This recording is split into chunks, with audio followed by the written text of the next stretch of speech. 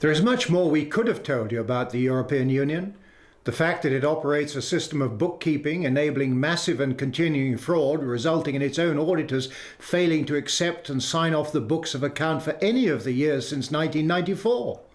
The fact that all the important decisions affecting you and I are taken behind closed doors, in total secrecy, and the fact that all the people who make those decisions are unelected to those positions, unaccountable to anyone, and largely unknown. But time does not permit. Whatever happens from now on depends very much on you. You must make up your mind as to what kind of country you want to live in, and in which your children can grow in freedom. If you are disturbed or concerned by what you've seen in this film, please don't take our word for it. Check it out for yourself. A list of books, pamphlets and other sources are included at the end of this film. Vladimir Bukovsky spent a total of 12 years in Russian psychiatric prisons and labor camps for defending human rights during the 1960s and 1970s. His last period of imprisonment was in 1971. He came to the West in 1976 and now lives in Cambridge. He has experienced firsthand a system which he considers ominously similar to the one being imposed upon us. If he is right, then the Britain you and I know truly is on the brink of extinction.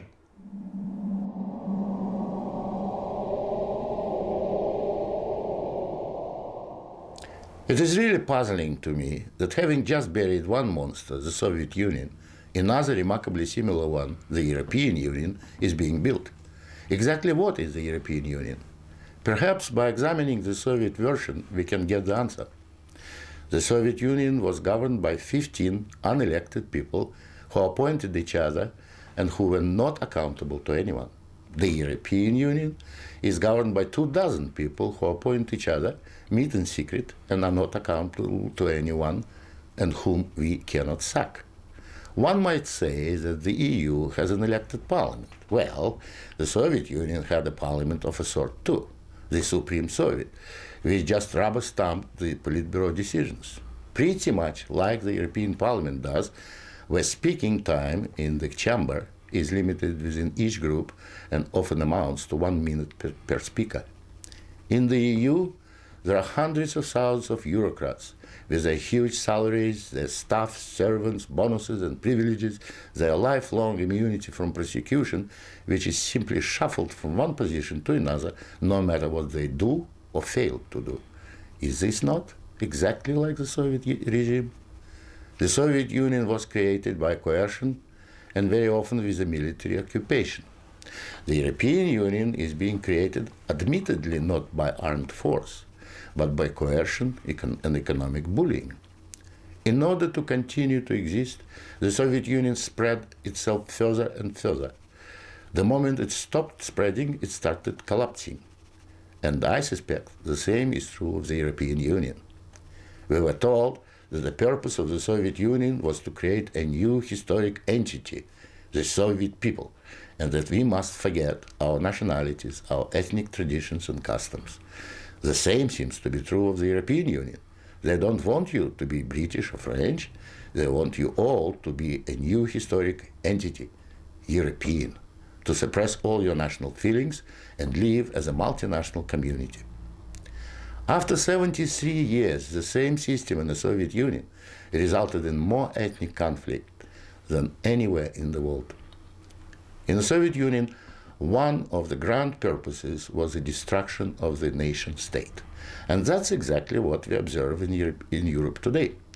Brussels intends to absorb nation states so that they should cease to exist. Corruption was built into the Soviet system from top down, and so it is in the EU. The same endemic corruption activity that we saw in the old Soviet Union has flourished in the EU. Those who oppose or expose it are silenced or punished. Nothing changes.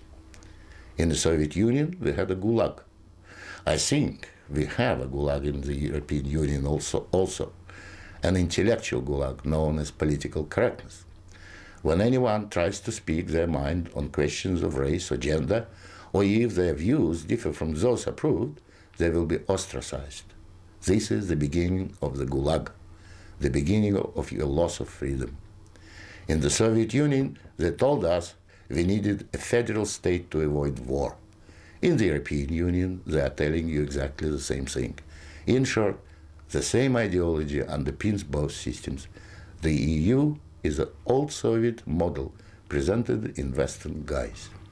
But again, like the Soviet Union, the European Union has within itself the seeds of its own demise. Unfortunately, when it collapses, and it will leave immense destruction behind, and we will be left with huge economic and ethnic problems. The old Soviet system was incapable of reform, so is the European Union. But there is an alternative to being ruled by those 24 self-appointed officials in Brussels. It is called independence. You don't have to accept what they have planned for you. After all, you have never been asked if you wanted to join. I have lived in your future, and it didn't work.